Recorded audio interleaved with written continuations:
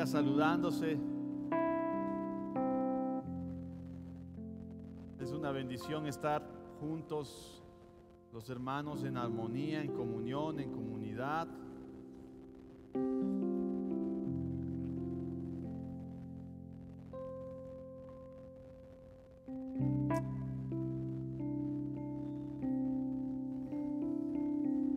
Amén. Gracias al Señor porque Él es bueno.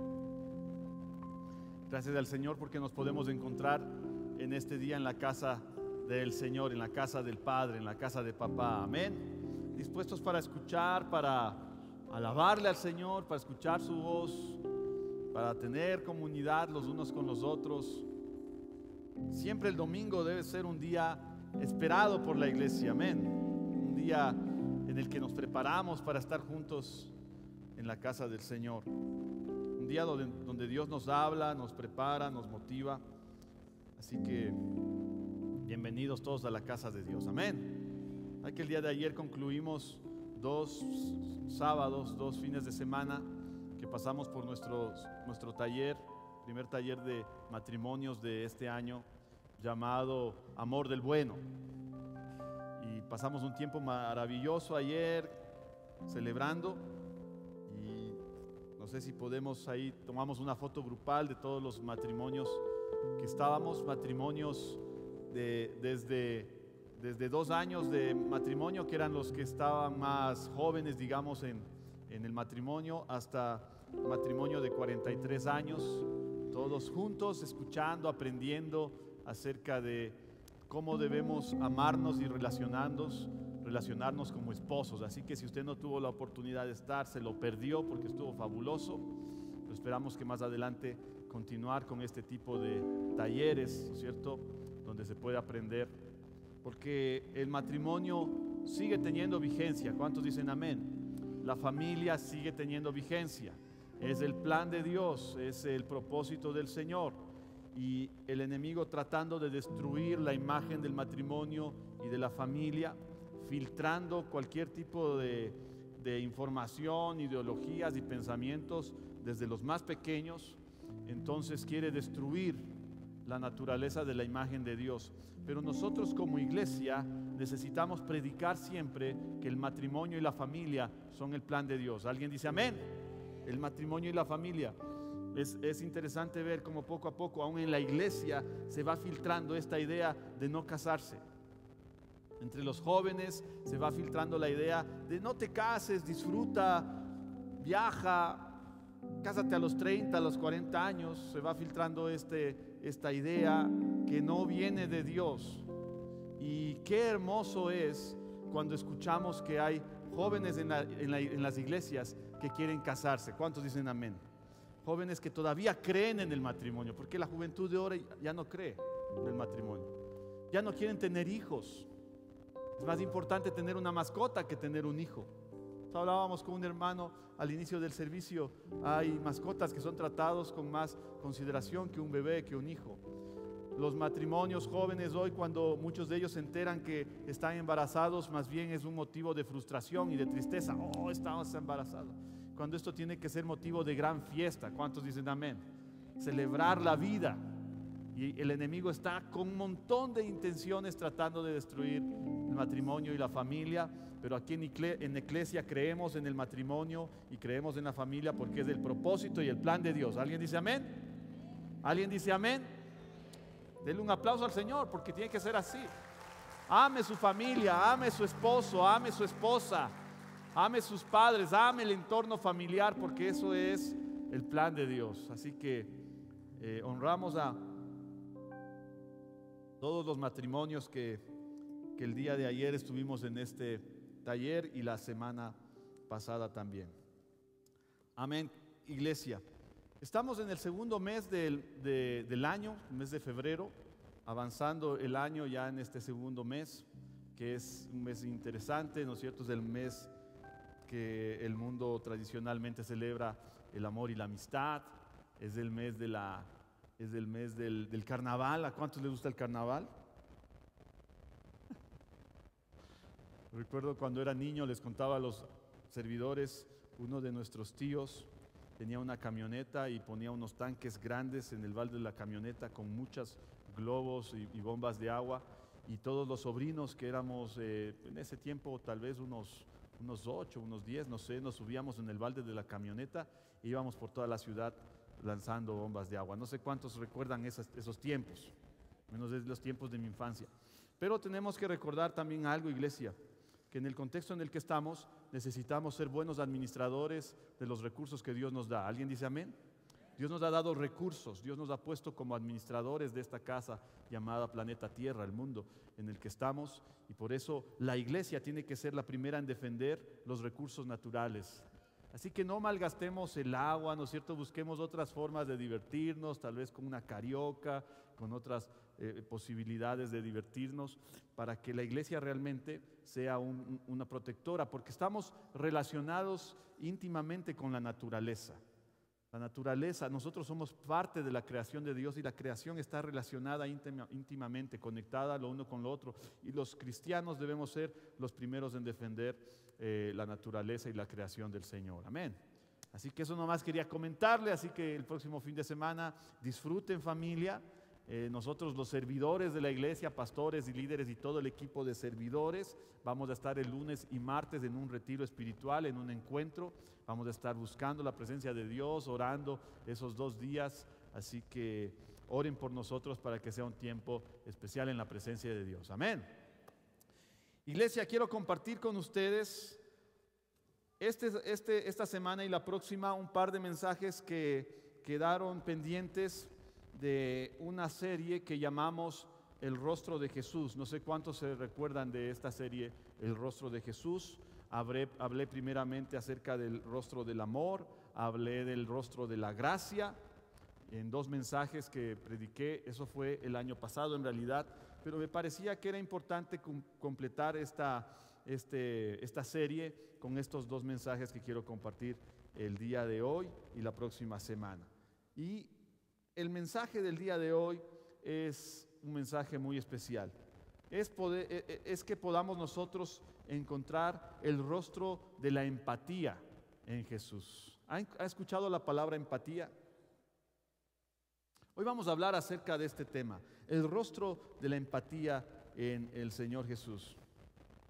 No sé si usted ha escuchado, yo he escuchado decir a menudo que algunas personas, no todos, escogen carreras o son atraídos por carreras que les ayudan a entender o resolver conflictos o problemas o ausencias personales que ellos mismos han identificado.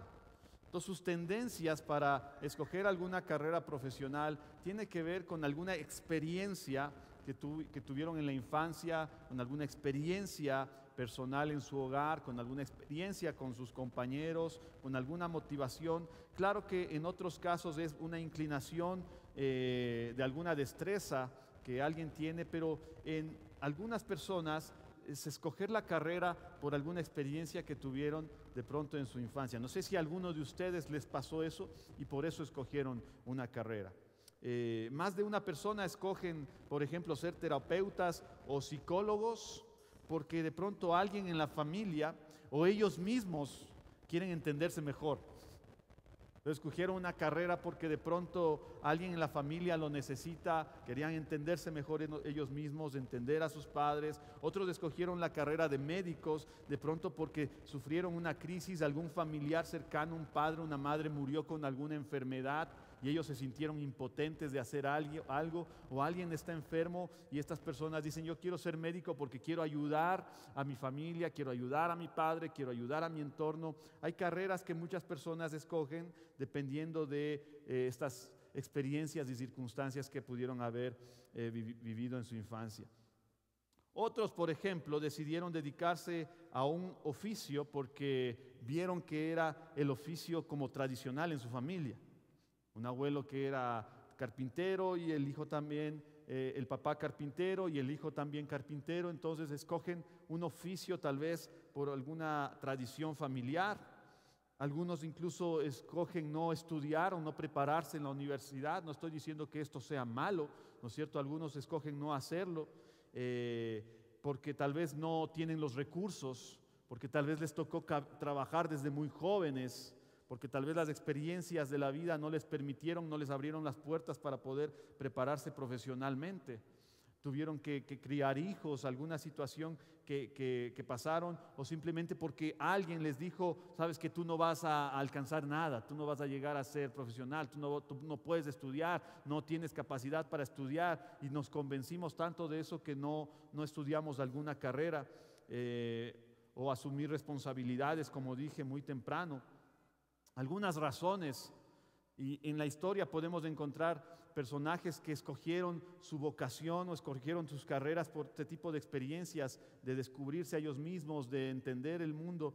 Por ejemplo, Martín Lutero, tal vez usted ha escuchado de él, este sacerdote que es el padre de la Reforma, ¿no es cierto?, donde nosotros encontramos el protestantismo. Martín Lutero se hizo sacerdote porque quería de inicio asegurarse de ser salvo. Yo quiero estar tan seguro que voy a ser salvo, que me voy a hacer sacerdote. Entonces, a veces escogen las tendencias o las profesiones o las carreras por este tipo de experiencias. No sé si a usted le pasó. Tal vez yo mismo puedo ser una evidencia de esto también, en mi experiencia personal. La verdad es que nunca fui un estudiante destacado. Y yo doy gracias a Dios porque mis dos hijos han sido buenos estudiantes, tanto en el colegio como en la universidad. Nosotros no hemos tenido que pasar por me quedé a un supletorio, no pasé una materia, arrastré una materia en la universidad. Hasta el momento ellos han sabido ser buenos estudiantes. No era mi experiencia, no era yo un estudiante destacado. No sé con cuántos se identifican conmigo hoy. ¿Cuántos no eran los estudiantes destacados del colegio? ¿No es cierto? Creo que incluso yo tal vez no podía llegar ni siquiera a un tipo de estudiante promedio académicamente, porque la verdad, querida iglesia, es que las clases a mí me parecían tremendamente aburridas. No lograban emocionarme el corazón, no lograban emocionar mi visión. Me parecía algo totalmente aburrido, era difícil. Yo tenía que hacer tareas y estudiar y leer. Pero cuando estaba en el colegio, mi mente era dispersa, mi mente estaba en otros lugares. Creo que prefería yo navegar totalmente en mis pensamientos y en mi mundo interior. Prefería estar en mis pensamientos. Soy una persona que tiene muchos pensamientos, que prefiere pensar muchas veces. Y estaba en ese proceso de navegar en mis pensamientos. Cada reporte de calificaciones para mí era como un viaje a un sentido de insuficiencia académica, porque no eran buenos reportes, no eran buenas calificaciones, es la verdad. Las materias en el colegio que más me gustaban, iglesia, le cuento, era el dibujo técnico y el dibujo artístico. Me encantaba el dibujo técnico, trabajar con las escuadras, las reglas, imaginar cubos, esferas y plasmarlas en el papel. Me encantaba el dibujo artístico, me gustaba dibujar. De hecho, mis cuadernos eran totalmente llenos de garabatos, estaban llenos de garabatos y dibujos. Mis pupitres eran unos lienzos donde yo dibujaba y hacía un montón de cosas con esferos, con liquid paper. Cada año teníamos que pintar nuevamente los pupitres. Esa era en realidad mi vida de colegio. No pasó un año desde el primer curso que yo no experimenté estar en un supletorio. Desde el primer curso hasta sexto curso yo pasé por un supletorio. Y eso en algún momento me estaba redefiniendo como una persona que no tenía capacidades para estudiar, que no podía alcanzar algo. Dios tal vez estaba mostrándome algo diferente. Recuerdo en una ocasión, yo le conté en los mensajes que prediqué de ese profesor mío, de este inspector, ¿no es cierto?, que descubrió que yo estaba engañándolo en algún sentido. Él en un momento me dijo: mañana no puedes entrar a clases si no traes tu representante. Y yo creo que mi hermano Santiago se va a acordar más de esto, porque como nosotros somos 5 hermanos, no queríamos estar llevando a cada rato la información a mis padres de tienes que ir al colegio mañana porque mandaron a ver representante.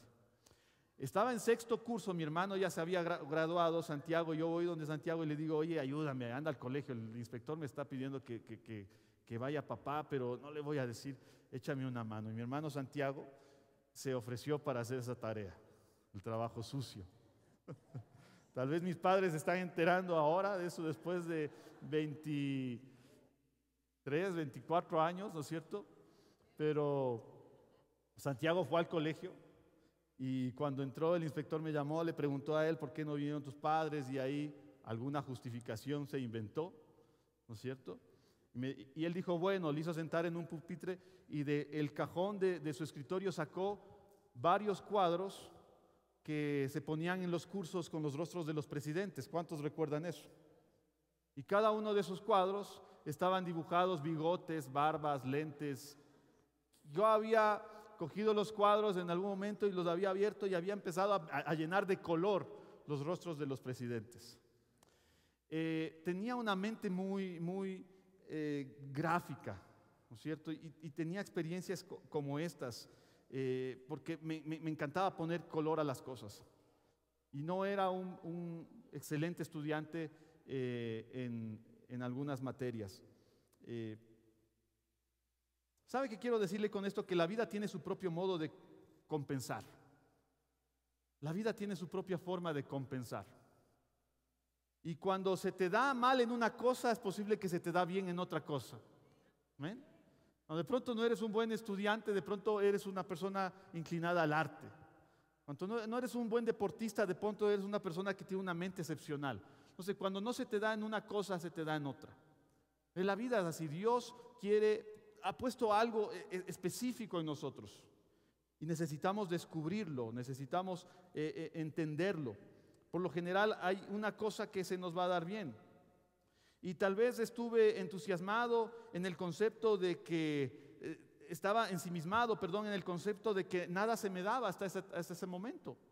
No era un buen estudiante, nada se me daba.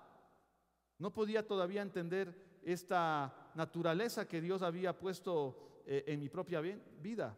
Aunque lo mío era un poco el arte, el diseño, la creatividad, la posibilidad de crear cosas, a menudo sentía que estaba por debajo del promedio y de las expectativas de los demás. ¿Alguien se sintió así? Sentía que no estaba cumpliendo las expectativas de otros. Tal vez algunos me veían con una capacidad que simplemente no tenía. Y eso me llevaba a un cuadro de frustración, de tristeza. No puedo hacer lo que quisiera hacer.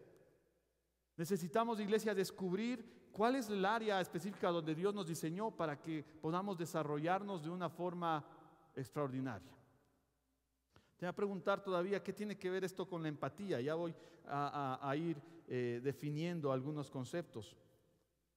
Pero eso me llevó a descubrir, ya después de muchos años de casado, posiblemente unos 15 años de casado, me llevó a descubrir lo que se llaman los conceptos de la inteligencia emocional. ¿Alguien escuchó eso? La inteligencia emocional. Los conceptos de la inteligencia emocional, que quiere decir en su definición más sencilla, que es un conjunto de habilidades que una persona adquiere por nacimiento o aprende durante su vida, donde destaca la empatía, la motivación de uno mismo, el autocontrol, el entusiasmo y el manejo de las emociones. La inteligencia emocional es la capacidad que tú puedes encontrar para manejar tus emociones, para tener un mayor sentido de empatía con las personas, para manejar tus motivaciones, para manejar tus frustraciones, la capacidad de leer los contextos y de entender las actuaciones y emociones de otros. Eso es la empatía. ¿Cómo puedes tú comprender y entender lo que los demás están sintiendo o lo que los demás están experimentando? Porque somos expertos en entendernos a nosotros mismos, pero no entender al prójimo. ¿Alguien está conmigo? Entonces la empatía te lleva a tratar de comprender los pensamientos, las emociones, los contextos que están atravesando otras personas a tu alrededor. Y sabe que eso es algo extraordinariamente difícil de incorporar para mi modo de ver. La inteligencia emocional es algo muy difícil de adoptar en tu vida para mi modo de ver. sobre todo en los momentos de tensiones y de conflictos. ¿Quiénes están pensando en un momento de tensión y de conflicto? ¿Qué está pasando la otra persona? ¿Qué está viviendo la persona que me está agrediendo, que me está insultando, que me está violentando? ¿Por qué está actuando así? ¿Sabe que me cuesta a mí personalmente muchísimo aplicar la empatía o la inteligencia emocional, sobre todo cuando lo redirecciono a mi propia familia? Somos muy escépticos o tenemos mucha dificultad de tener empatía con nuestra propia familia, con nuestro cónyuge, con nuestros hijos, con nuestros padres. Cuando ellos hacen algo que nos parece que no es correcto, la manifestación inmediata de nuestra actitud es corregirlo. ¿Está conmigo? Decirle: estás equivocado, eso está mal, ¿por qué piensas así? Y no podemos manejar los contextos de empatía. Es algo en lo que yo estoy trabajando fuertemente hoy, manejar la empatía con mi familia. Poder entender, creo que eso es importante, familia, que nosotros desarrollemos en nuestra vida. Pero es más de en más de una ocasión yo literalmente he podido tal vez ver las emociones de otros. Es la verdad. Mi esposa algunas veces me ha dicho: tú tienes una gran empatía con las personas, pero con nosotros no eres muy empático. Es la verdad. A veces Dios me ha dado como una capacidad de poder hasta ver y leer las emociones, las tristezas, las frustraciones en otras personas. Solo con mirar sus posturas físicas, sus rostros. Eso se llama inteligencia emocional. Y parece, iglesia, que seguimos viviendo en lo que la historia llamó en un momento el movimiento de la Ilustración, o la era de la Ilustración, o el siglo de la Ilustración, a mediados del siglo XVIII. ¿Qué era esto? Se enseñaba que el fin más elevado de la humanidad era el pensamiento. Entonces los ilustrados, los iluminados, a mediados del siglo XVIII, entonces entramos en la era de la Ilustración. Lo más elevado tiene que ser el pensamiento, el conocimiento, el desarrollar nuevas tecnologías, la academia. Lo más elevado, las personas más importantes eran aquellas que tenían mayor conocimiento. Los más poderosos eran aquellos que sabían más, que leían más, que inventaban más. Era el siglo de las luces, también se lo conocía como el siglo de la ciencia, donde no había lugar para sentir o emocionarse. No había lugar para las emociones, no había lugar para los sentimientos, no había lugar para las alegrías, no había lugar para las tristezas. De hecho, ese mundo obligaba a dejar de lado sentir o emocionarse. Ese mundo empezó a calificarnos por nuestros altos rendimientos. Usted incluso ahora escucha los deportes de alto rendimiento. El mundo empezó a calificar por el alto rendimiento, los logros, la academia, las riquezas. El valor de las personas era por eso. ¿En dónde estás? ¿En dónde trabajas? ¿Qué empresa estás liderando? ¿Qué cosas estás inventando? ¿Cuánto dinero estás ganando en tus cuentas? Y entonces el mundo redefinió a las personas por el conocimiento, por el pensamiento. Y en estos contextos necesitamos ver a Jesús con su hermoso rostro de la empatía, con su hermosa capacidad de tener inteligencia emocional. A Jesucristo como aquel que es capaz de ponerse en nuestros zapatos y entender lo que tú y yo sentimos. ¿Alguien dice amén? Ese es nuestro Señor Jesús. Porque parecía que la empatía, el sentir, el llorar, el reír, el abrazar, el entender, el comprender, son una debilidad. Y hasta que vemos y descubrimos el carácter de Jesús. Y Jesús, iglesia, muestra que la empatía o ponerse en los zapatos de otros es una tarea titánica, difícil, pero bien valorada. Ponerte en los zapatos de otros. Yo quería traer unos tacos de mi esposa hoy y tratar de ponerme. Yo no, va a pasar un accidente aquí, o le voy a romper los zapatos, o me voy a caer, yo no sé. Pero tratar de ponerse en los zapatos de otros es algo absolutamente difícil, porque duele profundamente. O simplemente te ves mal al estar en los zapatos de otros, o te quedan grande, o es simplemente ridículo sentirte así. El mundo trata de decirte, es ridículo lo que estás pasando, es ridículo sentirte así. ¿Por qué estás en ese lugar ahora? Más de 1000 veces le he dicho a mi esposa en nuestras conversaciones, pero no tienes que sentirte así. ¿Cuántos dijeron eso alguna vez? ¿Pero por qué te sientes así? Es un manejo en cero de la empatía, porque yo no tengo la autoridad de decirle a las otras personas cómo deben sentirse o cómo deben emocionarse. Yo le he dicho a mi esposa muchas veces, pero no tienes que sentirte así. Ella me ha dicho, pero tú no tienes ningún derecho a decirme cómo debo sentirme. Yo debo entender, debo comprender, debo decir, a ver, ¿por qué está pasando esto? ¿Qué está sucediendo con ella en este momento? Nadie me ha dado ese derecho, porque quiero decirte, esta frase es importante. La empatía es la forma más elevada de inteligencia, la forma más elevada de pensar, la forma más elevada de inteligencia, la forma más elevada de procesar tus pensamientos es con la empatía. ¿No dice la palabra que todo lo que tenemos en nuestros pensamientos, que todo lo que conocemos acerca de la palabra lo pongamos por obra?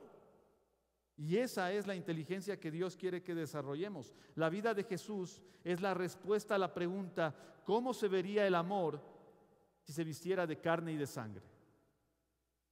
¿Cómo se vería el amor si se vistiera de carne y de sangre? Jesucristo. De esa manera, alguien que vino a amarte a ti y a mí, sin decirnos, no tienes por qué sentirte así, sin juzgarnos, sin decirnos, ¿por qué te estás sintiendo estas cosas? ¿Por qué hiciste esto? Es un amor que viene y te abraza y te dice, yo estoy aquí, entiendo, estoy contigo. Jesús nos muestra que para poder pensar más profundamente, debemos, escucha, aprender a sentir más profundamente. ¿Cuántos dicen amén? Debemos aprender a sentir. Y esto empieza por interesarnos genuinamente por el bien de los demás. Hablamos del rostro del bien. Debemos interesarnos genuinamente por el bien de nuestros prójimos, por el bien de quien está a nuestro lado. Y recuerda que prójimo no solo es la persona que amas, prójimo también es la persona que no conoces, prójimo también es la persona que te agravió. Debemos empezar a sentir profundamente, interesarnos genuinamente por aquellos. Jesús vino no solo a liberarnos y a salvarlos, sino que también para que supiéramos que Dios nos entiende. Tú puedes pensar ahora, ¿cómo Dios, ese ser tan extraordinario, magnífico, que no puede ser conocido, que no puede ser entendido, ese Dios que es el Dios del universo, puede entenderme a mí en mis problemas más profundos? ¿Cómo ese Dios puede acercarse a mí y decirme, yo entiendo lo que estás pasando ahora? Eso es lo que hizo a través de la vida de Jesús. Cada encuentro en la vida de Jesús fue un estudio profundo sobre el poder de la empatía. Cada encuentro que Jesús tuvo con cada persona fue un estudio profundo sobre el poder de la inteligencia emocional. Yo le voy a invitar para que vayamos al libro de Marcos, al capítulo número 10.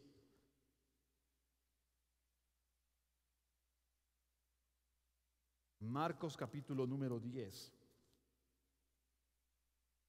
Creo que te había dicho Mateo en cabina, pero es Marcos, lo siento. Marcos capítulo número 10, versículos 17 al 23. Si ya lo tiene, me dice un fuerte amén, por favor. Dice del versículo 17 al 23, Marcos 10, cuando Jesús estaba por emprender su camino a Jerusalén, un hombre se le acercó corriendo, se arrodilló y le preguntó, Maestro, bueno, ¿qué debo hacer para heredar la vida eterna? Versículo 18, ¿por qué me llamas bueno? Preguntó Jesús. Solo Dios es verdaderamente bueno. Pero para contestar a tu pregunta, tú conoces los mandamientos: no cometas asesinato, no cometas adulterio, no robes, no des falso testimonio, no te enfades con nadie, honra a tu padre y a tu madre. Versículo 20, Maestro, respondió el hombre, he obedecido todos los mandamientos desde que era joven. Y Jesús miró al hombre y sintió profundo amor por él. Jesús lo miró y sintió profundo amor por él. Seguimos leyendo. Hay una cosa que todavía no has hecho, le dijo. Anda y vende todas las posesiones y entrega el dinero a los pobres y tendrás tesoros en el cielo. Después ven y sígueme. Y al oír esto, el hombre puso cara larga y se fue triste porque tenía muchas posesiones. Y entonces dice que Jesús miró a su alrededor y dijo a sus discípulos: qué difícil es para los ricos entrar en el reino de Dios. Parece que la intención de Jesús era que este joven se convirtiera en uno de sus discípulos. Dice la palabra que le amó profundamente. Al verlo lo amó profundamente. Se dio cuenta que era un joven con muchas habilidades, un joven extraordinario. Había estudiado la palabra, tenía, no sé, Dios podía ver más allá de lo que nosotros vemos. Y él le dice: anda y vende lo que tienes. Y bueno, usted ya leímos la historia. En lugar de ver a un hombre egoísta, Jesús, en lugar de ver a un consentido que no quería dejar su dinero, Jesús lo vio con bondad y con el deseo de que ese joven se convirtiera en uno de sus discípulos. Jesús lo vio con amor, Jesús no vio su debilidad. Jesús no le dijo: este ricachón, ¿qué quieres hacer con nosotros si nosotros somos gente del pueblo? Él quería adoptarlo como un seguidor porque tenía un alto sentido de empatía hacia este joven. Jesús lo vio con bondad. Pero tanto en esta conversación como en la que tuvo con los fariseos, en varias ocasiones, Jesús nos lleva a la empatía, a entender esto, que la empatía no siempre conduce a decir lo que la gente quiere oír. Es una segunda frase que quiero compartir. La empatía no siempre te conduce a decir lo que los demás quieren oír. A veces, para ganarnos el aprecio de los demás, les decimos lo que quieren oír, ¿no es cierto? Encontraste con tu amigo, vino más feo que nunca, y le dijimos: oye, qué guapo que estás alhaja, estás chévere. Mentira. Eso no es empatía. Nos encontramos con alguien que tal vez nos ofendió algo y sonreímos: oye, qué bueno verte. Qué lindo verte a los tiempos. ¿Para qué me traes? Sí, la empatía no es decirle a las personas lo que quieren oír, porque siempre conduce a decir lo que la gente necesita oír en ese momento. Y Jesús le estaba diciendo a este joven, con su alto sentido de empatía y de amor y de gracia, porque dice que le amó, no le dice: sí, qué chévere, síguenos y más bien tu dinero nos va a servir. Él le dice: algo tienes que hacer. Anda, vende todo lo que tienes, dale a los pobres y entonces ven y sígueme. No es decirles a las personas lo que quieren oír, es decir, lo que necesitan oír. No es que busques de las personas que te digan lo que quieres oír, es que busques de los otros que te digan lo que necesitas oír. Amén. Lo que necesitas entender. No que otros se congracien contigo y te digan cosas maravillosas, sino que a veces, por su alto sentido de empatía, te tengan que decir cosas duras que no te gustan. Y Jesús era así. La empatía no se encarna en el otro, no se encarna en la otra persona. La empatía es mirar la necesidad del otro. Y le dice que y le dice que él mismo ya se ha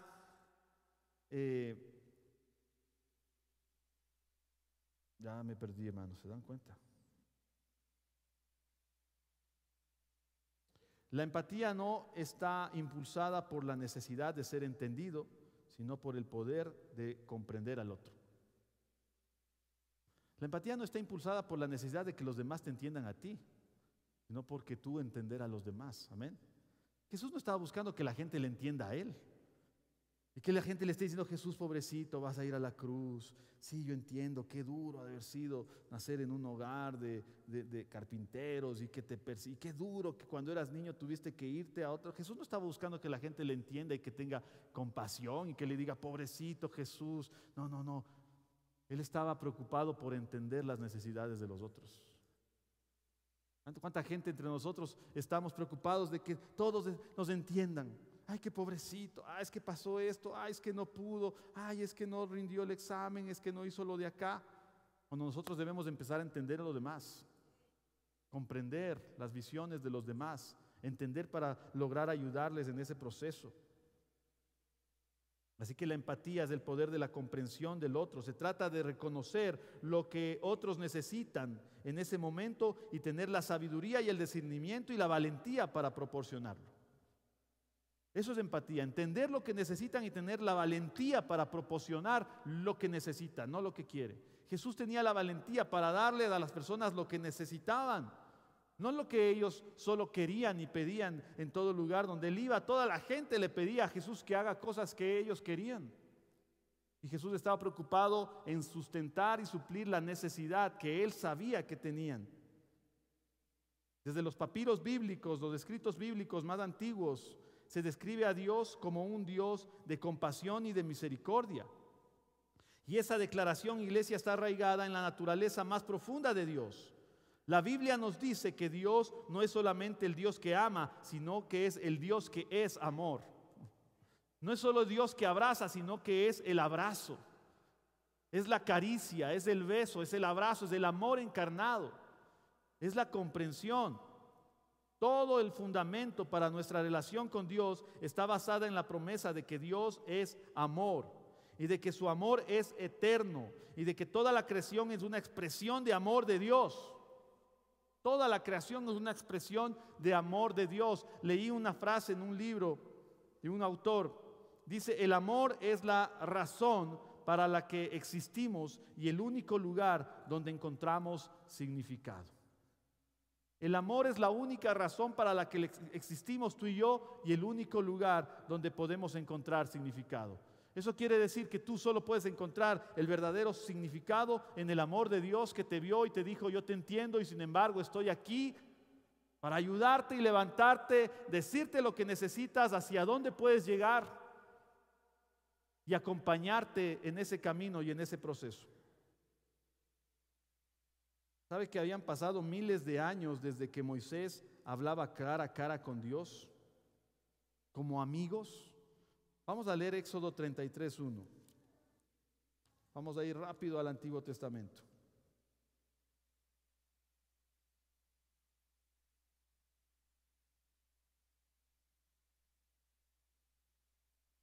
Éxodo 33:1. El Señor le dijo a Moisés, ese es, ¿no es cierto? Éxodo 33:11, perdón, gracias. 33:11. Ahí voy. Dentro de la carpa de reunión, el Señor hablaba con Moisés cara a cara, como cuando alguien habla con un amigo. Y después Moisés regresaba al campamento, mientras que su asistente, el joven Josué, hijo de Nun, permanecía en la carpa de reunión. Jesús hablaba, Dios hablaba con Moisés como se habla con un amigo, y eso es un cuadro maravilloso. Moisés hablando con Jesús cara a cara, con el Padre, con Dios, hablando cara a cara. El Padre diciéndole: yo estoy contigo, yo entiendo lo que estás pasando. ¿Cuántos de nosotros podemos conversar con Dios, conversar con Jesús cara a cara y escuchar sus palabras? Y escuchar cómo Jesús te dice: tranquilo, yo sé lo que estás pasando. No es que yo no entienda lo que estás viviendo, yo entiendo lo que estás pasando. En tiempos de Jesús,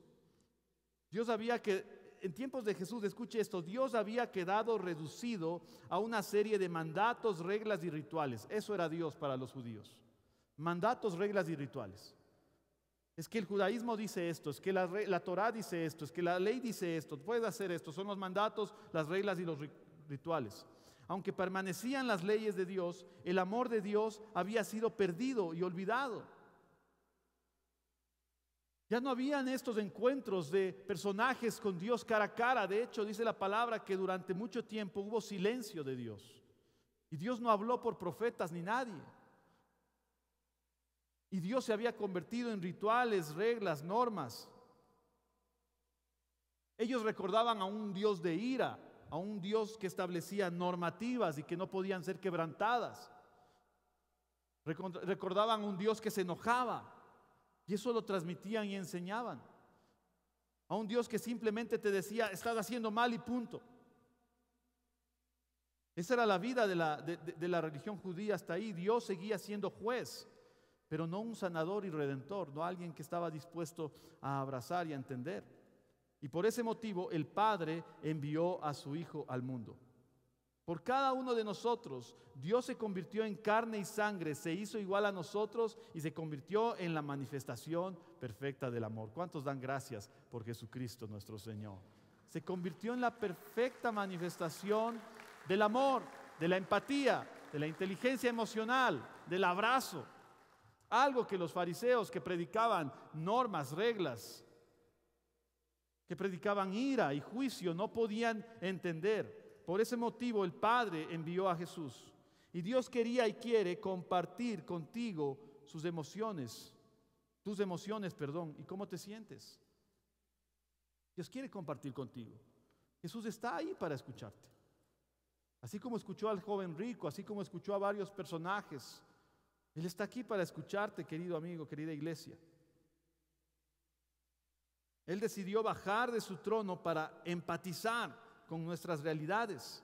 Dios no solo tuvo lástima o pena de nosotros, porque esa sería una acción menos empática, tener lástima o pena. ¿Cuántos han sentido lástima o pena? No es como los pensamientos que tenemos cuando vemos a alguien en la calle o a alguien enfermo y somos movidos a la lástima. ¿Cuántos han ido por la calle y han dicho, qué pena, pobrecito? Ve estos niños, alguien debería denunciar a sus padres. Ve cómo venden, no tienen que comer. Pena y lástima. Pena y lástima. Dios no quiere que seamos solo movidos a pena y lástima, porque Él mismo no fue movido solo a pena y lástima. Tener lástima por alguien implica un nivel de superioridad con respecto a una persona. Eso es tener lástima. Es un nivel que tú tienes de superioridad en función de otra persona. Aunque puede ser una expresión sincera de bondad de tu corazón, la persona que siente lástima no se está identificando con el dolor del otro. Solo sientes lástima. Qué pena, no quisiera ver esto. Ojos que no ven. No quisiera ver esto, que el gobierno haga algo. No estás empatizando, estás solo teniendo una actitud de pena y lástima en ese momento. Sientes lástima y no te identificas con el dolor del otro. Y ahí es cuando yo digo esta frase que es importante también. No se trata de cómo te sientes tú, sino de cómo puedes aliviar y entender los sentimientos de otros. No se trata de que tú sientas lástima. Se trata de qué puedes hacer para ayudar a esa persona. Cómo puedes aliviar su momento. Cómo puedes ayudarle a superar esa crisis. No se trata de que, Señor, no quiero ver esto. No, que veas esa necesidad para que hagas algo. Amén. Que veas lo que está pasando a tu alrededor para que hagas uso de la inteligencia emocional y empatía y digas, Señor, me pongo en los zapatos de esa persona. Me pongo en el sufrimiento que están pasando. De aquí a dónde irán, dónde dormirán, qué va a suceder con ellos. No solo para que se remuerda tu corazón, sino para que empieces a pensar estrategias para desarrollar el propósito por el cual Dios te puso. Si ves todos los días a la misma persona, no es Señor, ya llévate a esa persona que ya no le vea más. No, es Señor, ayúdame a hacer algo para aliviar el dolor de esta persona. Es lo que Jesús vino a hacer. La lástima quiere eludir para que no me tenga que sentir mal. Pero la empatía y la compasión busca intencionalmente el identificarse para ser movido a la acción. Iglesia, la compasión se va más profundo. La compasión va más profundo que la lástima. reconoce el yo en el otro, reconoce el yo en el otro. Tenemos compasión por aquellos a quienes nos vemos a nosotros mismos. Jesús se vio a sí mismo en nosotros. Jesús se vio a sí mismo en nosotros, iglesia. Dice la palabra que Él se hizo hasta pecado.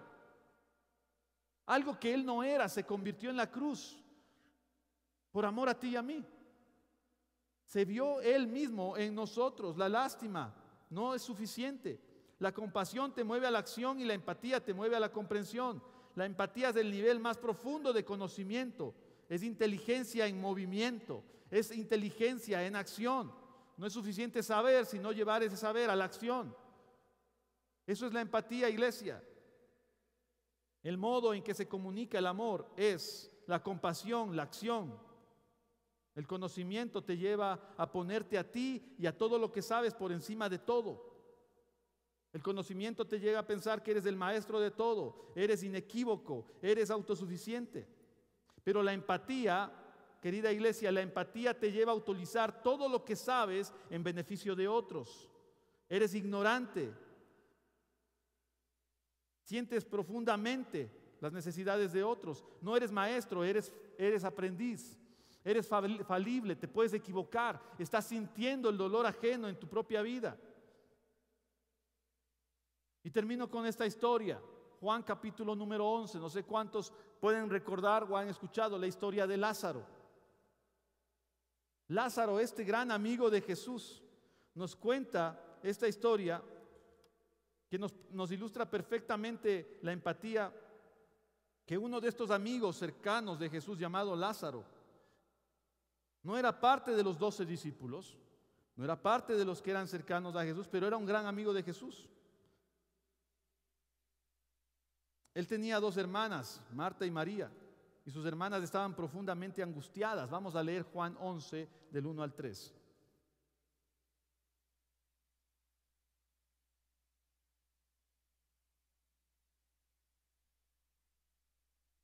Juan capítulo 11, versículos del 1 al 3. Un hombre llamado Lázaro estaba enfermo, vivía en Betania con sus hermanas María y Marta. María era la misma mujer que tiempo después derramó el perfume costoso sobre los pies del Señor y le secó con su cabello. Su hermano Lázaro estaba enfermo. Así que las 2 hermanas le enviaron un mensaje a Jesús que decía: Señor, tu querido amigo está muy enfermo. Señor, tu querido amigo está muy enfermo. Jesús amaba a Lázaro, a María y a Marta. Y se supone que eso era suficiente para que él dejara todo lo que estaba haciendo para acudir a la ayuda de su gran amigo. Era suficiente. Jesús, tu pana, tu amigo, el que te ayudó tal vez en un momento, está enfermo y muy enfermo. Es lo que le mandaron a decir. Pero Jesús hace lo contrario y parece que minimiza el problema, y en lugar de ir de inmediato, se demora 2 días antes de ir a Betania para ver a su amigo. Intencional. Uno podría decir aquí: Jesús, pastor, ¿de qué me estás hablando? Si Jesús no tenía empatía. Jesús no pensó en su amigo, no vio el dolor. Intencionalmente se quedó 2 días. Le dijeron: está gravemente enfermo, tienes que ir, algo va a pasar. Y Jesús no hizo caso a esa invitación de aquellas personas. ¿Cuántas veces asumimos que Dios nos dará nuestras esperanzas y deseos? ¿No estaría Marta y María diciendo: Jesús va a venir ahora inmediatamente porque Él nos ama, nos entiende y va a venir a sanar a Lázaro? Lo mismo te pregunto: ¿cuántas veces asumimos que Dios nos dará nuestras esperanzas y deseos? Que si estamos pasando una crisis, Dios vendrá inmediatamente para resolver la crisis. ¿A cuántos les gusta eso? Estás pasando por un momento de prueba y quieres que Dios venga inmediatamente a resolver el problema, porque nadie más lo puede resolver. Si Él nos ama, debería responder como esperamos que lo haga. Y si no lo hace, asumimos que no se interesa por nuestras realidades y que no nos entiende. ¿Cuántos pensaron en algún momento: a Dios no le importa lo que estoy viviendo? Dios está demasiado ocupado para escucharme. Esto que me está pasando es insignificante. ¿Por qué voy a molestar a Dios? nos preguntamos: Dios, ¿dónde estás cuando te necesitamos? Yo me pregunté eso, no sé si usted se preguntó: Dios, ¿dónde estás cuando yo te necesito? Marta, María y Lázaro: Dios, Jesús, ¿dónde estás ahora que estoy necesitado de ti? Viniste acá, dormiste en nuestra casa, te alimentamos, y ahora ¿dónde estás? ¿Dónde estás? ¿Sabe que había un peligro de regresar a Betania? Jesús sabía el peligro de que si regresara a Betania probablemente lo iban a prender, lo iban a llevar preso. Eso por un lado. Por eso dice la Biblia que Tomás hizo una declaración un poco cínica entre los discípulos cuando Jesús dijo: vamos a ir después de días a Betania. Tomás dijo: vamos también nosotros para morir con él. Porque sabían que iban a encontrarse con una situación crítica y difícil. Y ya en Betania, después de encontrarse con la imagen más desgarradora de frustración, de dolor, de indignación y de resignación, aún con la imagen de enojo y de resentimiento, porque la gente decía: ¿cómo este Jesús que decía que le amaba a Lázaro no viene?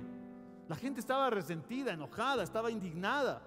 ¿Por qué esperó tanto tiempo en venir? Marta y María, ¿por qué Jesús toma esta actitud? La multitud, personas que posiblemente murmuraban, y dice la palabra, ¿no decía que lo amaba? ¿No era este su gran amigo? ¿No dijo en varias ocasiones que contaba con él? ¿Quién dijo a alguien: cuentas conmigo? Acuérdate que cuentas conmigo. ¿No era este el que estaba diciendo todas estas cosas? Y Jesús se encontraba quieto, tenía frente al dolor, el momento en el que nadie podía saber lo que solo Él sabía. Nadie podía entender lo que solo Él sabía. El momento en el que los vio batallando entre la fe y el dolor. ¿Cuántos batallaron entre la fe y el dolor? Los vio luchando entre la fe y el dolor. Decido creer, pero esto me duele. No veo que está pasando algo. Y la Biblia nos dice que Jesús estaba enojado. O sea, encima más Jesús va enojado. Mira lo que dice Juan 11:33. Cuando Jesús la vio llorando y vio a la gente lamentándose con ella, se enojó en su interior y se conmovió profundamente. Se enojó. Yo no sé si diría: estas personas aquí no tienen nada que hacer, vienen solo a hacer escándalo, vienen a hacer bomba.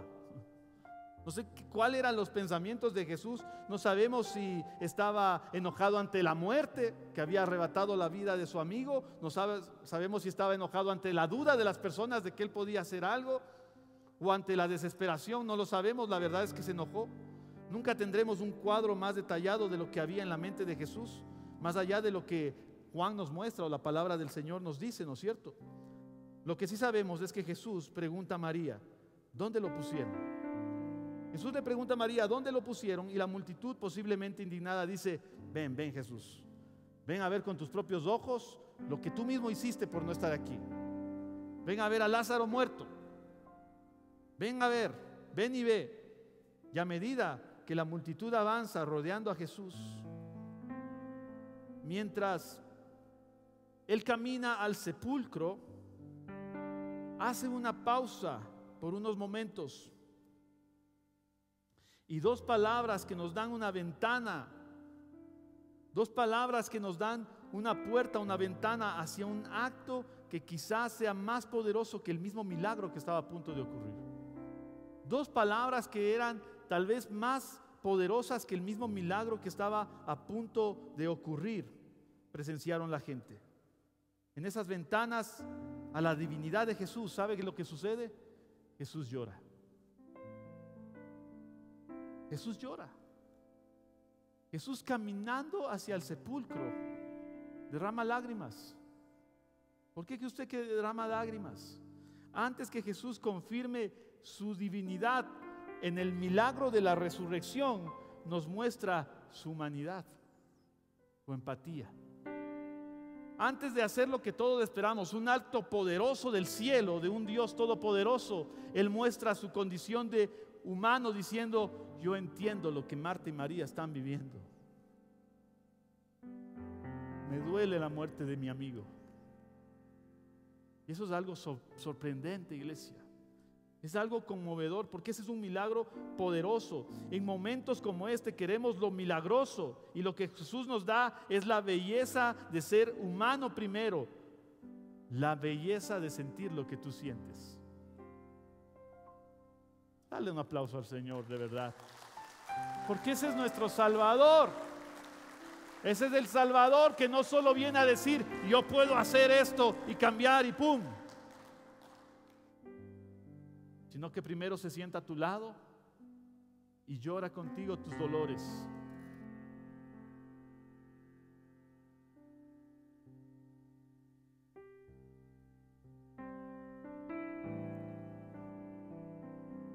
Él llora tus crisis, Él llora tus pérdidas de tus familiares queridos, Él llora tu conflicto con tu cónyuge, Él llora tu problema con tus padres, Él llora el abandono, Él llora un acto de abuso, Él llora una ofensa, un asesinato. Se sienta a tu lado y llora. Y te dice, yo sé lo que quieres que haga, pero quiero que sepas que yo entiendo tu dolor, que yo sé lo que estás atravesando. Sería más lógico esperar lo milagroso de Dios que la misma empatía de Dios. ¿Quién pudo haber predicho jamás que Dios lloraría? ¿Quién pudo haber imaginado jamás que Dios lloraría? La respuesta de la multitud en una confusión en ese pensamiento está en Juan 11, 36 y 37. La gente que estaba cerca dijo, miren cuánto lo amaba. Aquellos que estaban criticándolo, juzgándolo, vieron su expresión, vieron su forma de pararse, yo no sé, dijeron, miren cuánto lo amaba. Versículo 37, pero otros decían, este hombre sanó a un ciego, ¿acaso no pudo impedir que Lázaro muriera? Miren cuánto lo amaba. Recuerda esto, querida iglesia. Dios no es solo infinitamente más poderoso que nosotros, sino que también es infinitamente más amoroso que nosotros. Y Dios no solo lo sabe todo, sino que también lo siente todo. Dios lo siente todo y Él se asegura primero de comprender lo que está en nuestro corazón. Se asegura de que sepamos que Él experimentó exactamente lo que humanamente sentimos. Incluso se hizo pecado. Dice Filipenses capítulo 2, versículos 5 al 8, que Él nos vio desde el cielo y no dijo voy a librarlos de la opresión. Él dijo yo voy a ir. Me voy a hacer como uno de ellos, insignificante y pequeño. Voy a nacer como el peor de ellos que ha nacido en un establo. Tal vez nadie hasta ese momento había nacido en un establo. No voy a ser un rey. Voy a ser criticado y voy a morir en la cruz. Voy a entender todo lo que ellos han entendido. Un papá iba con su hijo caminando por un lugar y de pronto caminaron y sin querer pisaron algunas hormigas. Y vieron cómo las hormigas estaban desesperadas y el niño dijo, papá, ¿cómo podemos ayudar a esas hormigas? El papá le dijo, la única forma es que nos hiciéramos hormigas. Es lo que hizo Jesús, con un profundo sentido de empatía por ti, por mi iglesia. Ponte de pie.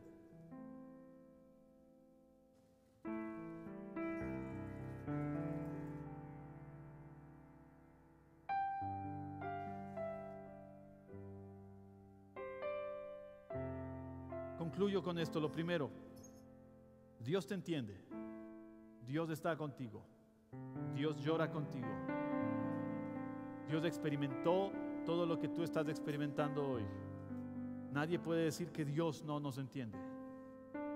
Dios está aquí y Dios está ahí, en tu dolor, en tu frustración, en tu tristeza, en tu alegría, en tu victoria, en tu derrota. Dios está diciéndote, yo entiendo. Fui insultado, fui juzgado, fui apedrado, fui tentado en todo. Sentí el dolor de perder a alguien querido. Sentí el dolor del odio de la gente. Sentí el dolor físico en mi cuerpo.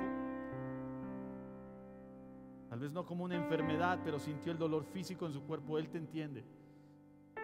Y antes de hacer un milagro, Él quiere que sepas que Él entiende y que Él llora contigo y te abraza. Y número 2, el Señor quiere que tú y yo desarrollemos un alto sentido de inteligencia emocional y de empatía con los demás. Que así como Él nos entendió, podamos ir, como dice la palabra, llorar con los que lloran y reír con los que ríen. Con un auténtico espíritu en nuestro corazón. Con una genuina intención. Número 3, el Señor te está llamando para que hagas algo. Para que no solo sientas lástima, sino que te empoderes y digas: Señor, no se trata de lo que yo siento, se trata de lo que los demás sienten. Que cuando hables con alguien en una simple conversación, no te apresures a juzgar lo que te están diciendo o a interrumpir cuando te están hablando, sino que escuches primero y trates de comprender lo que te está diciendo de corazón a corazón. El Señor es bueno. Mira, el rostro de la empatía es más que una invitación a ser comprendido y amado por Dios. Es una invitación a comprender y amar como Dios. Eso es una invitación a convertirnos en sanadores de las heridas más profundas de la humanidad y de nuestro prójimo. Quizá no puedes cargar con el peso del mundo sobre tus hombros, pero puedes cargar con el peso de la carga de alguien el tiempo suficiente para que esa persona recupere las fuerzas. Ese alguien puede ser tu cónyuge, puede ser tu jefe, tu amigo. Alivia la carga de tu familia, de tus hijos, de tus padres, de tu amigo, de un vecino, de un desconocido, de un enemigo si quieres, de un adversario. Alivia la carga. Quizá el mayor regalo que se puede hacer a otro ser humano es el regalo de ser comprendido cuando nadie te comprende, de poder entenderlo cuando nadie lo entiende. Estás verdaderamente solo y sola en el mundo y alguien puede acercarse y decirte: estoy contigo, quiero entender. Y cuando sabemos que no estamos solos, podemos soportar casi cualquier dificultad, sobrevivir a casi cualquier herida y superar casi cualquier dolor y tristeza. El poder de la empatía es estar al lado de las personas en su dolor, en su temor, en su tristeza, en sus victorias, en sus derrotas. No estamos solos porque Dios comprende y actúa en favor de su iglesia. Cierra tus ojos, vamos a orar.